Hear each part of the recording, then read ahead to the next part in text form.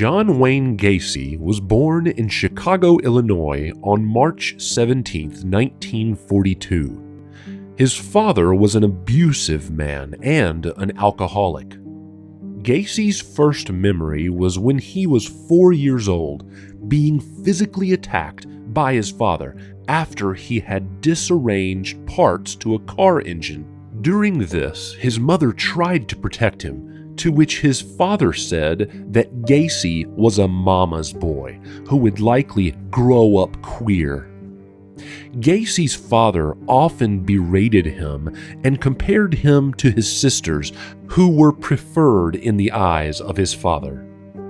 When he was 7 years old, he was beaten with a whip for fondling a girl with one of his friends.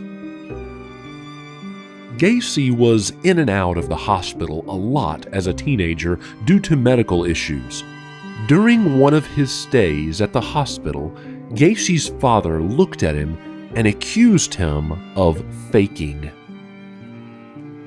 Gacy took $138 and his car, which was in his father's name despite being a gift, and moved to Las Vegas, Nevada at the age of 18.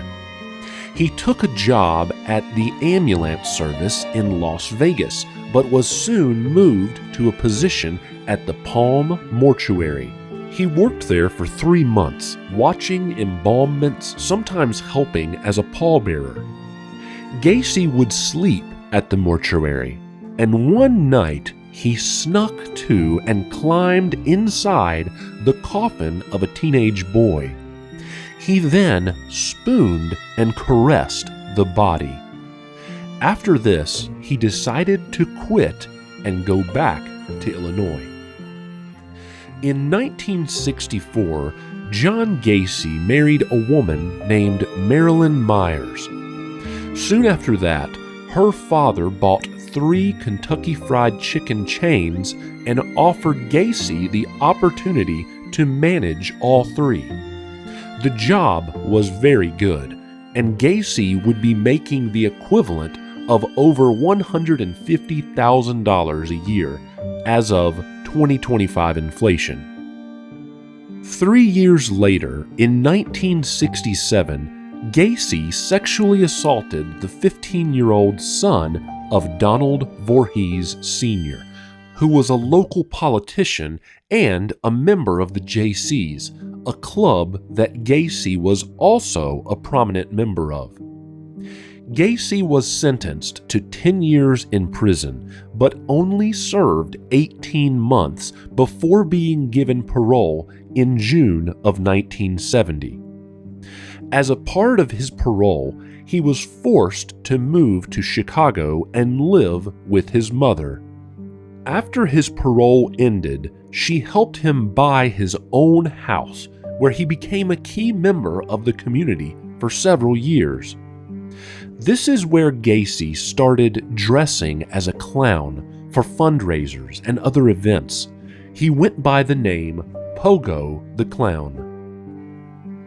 In 1972, Gacy committed his first murder, killing a young boy named Timothy McCoy. Gacy had lured McCoy into his car at a Greyhound bus station and then took him sightseeing before taking him back to his place, telling McCoy that he could stay the night and that he would take him back to the station in time to catch his bus. In the morning, Gacy awoke to McCoy standing in his room with a knife. A fight ensued, where Gacy ended up stabbing the 16-year-old boy several times.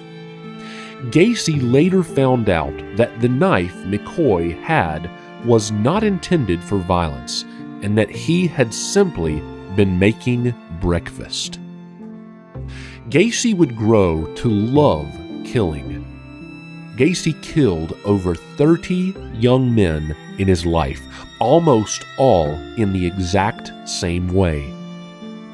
He would lure teenage boys into his car, offer them alcohol and/or drugs at his house, where he would ask to show them a handcuff magic trick, and once they were restrained, he would assault them, torture them, kill them, and bury them in the crawl space of his home.